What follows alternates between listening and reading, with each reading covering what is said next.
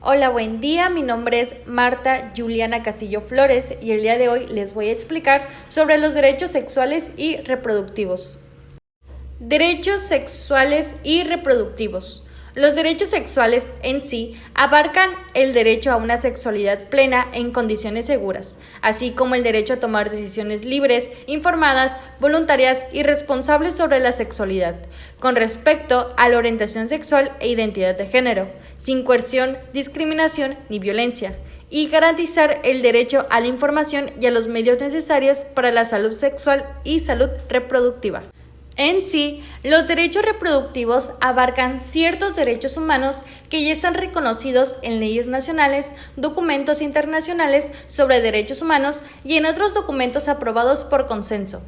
Estos derechos se basan en el reconocimiento del derecho básico de todas las parejas e individuos a decidir libre y responsablemente el número de hijos, el espaciamiento de los nacimientos y a disponer de la información y de los medios para ello, así como el derecho a alcanzar el nivel más elevado de salud sexual y reproductiva.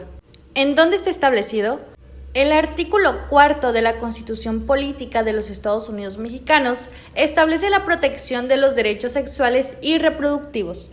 Según el mencionado artículo, toda persona tiene el derecho de decidir de forma libre, responsable e informada sobre el número y el espaciamiento de sus hijos. Asimismo, la Secretaría de Salud del Gobierno de México está al tanto de publicar información sobre los derechos sexuales y reproductivos de los y las adolescentes. Además, el Programa de Salud Sexual y Reproductiva de los Adolescentes cuenta con un marco normativo y jurídico que incluyen leyes como la Constitución Política de los Estados Unidos Mexicanos, la Ley General de Población, la Ley General de Salud, la Ley Federal de Protección de los Derechos de Niños, Niñas y Adolescentes. ¿A qué generación pertenece? Pertenece a la segunda generación, ya que tiene un pensamiento social y humanista, por lo que su finalidad es mejorar las condiciones de vida al hacer una prestación de ciertos servicios para satisfacer necesidades. Esta generación se enfoca en la importancia de la colaboración y la cooperación, en lugar de la competencia. Además, se preocupa por el bienestar de las personas y del planeta en general, por lo que busca formas de ser más sostenible y responsable en sus prácticas. Declaración Universal de los Derechos Humanos. ¿Qué es? La Declaración Universal de los Derechos Humanos es un documento histórico que establece los derechos humanos fundamentales que deben protegerse en todo el mundo. Fue proclamada por la Asamblea General de las Naciones Unidas en París el 10 de diciembre de 1948. La declaración ha sido traducida a más de 500 idiomas y ha inspirado la adopción de más de 70 tratados de derechos humanos que se aplican hoy en día a nivel mundial y regional.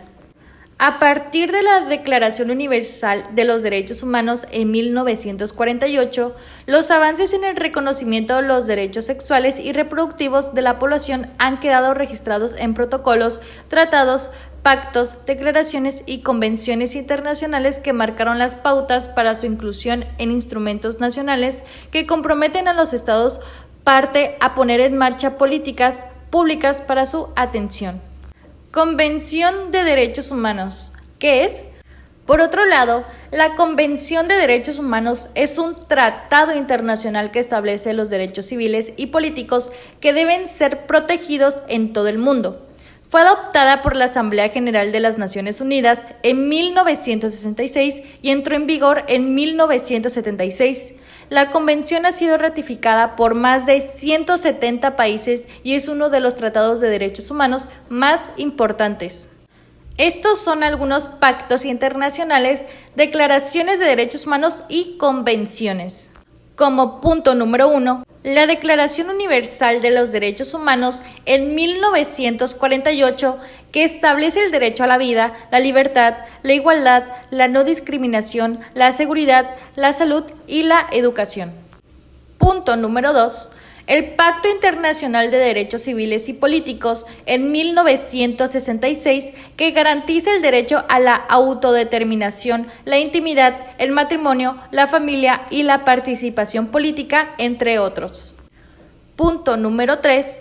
el Pacto Internacional de Derechos Económicos, Sociales y Culturales, en 1966, que reconoce el derecho al trabajo, a la seguridad social, a la salud, a la educación y a la cultura.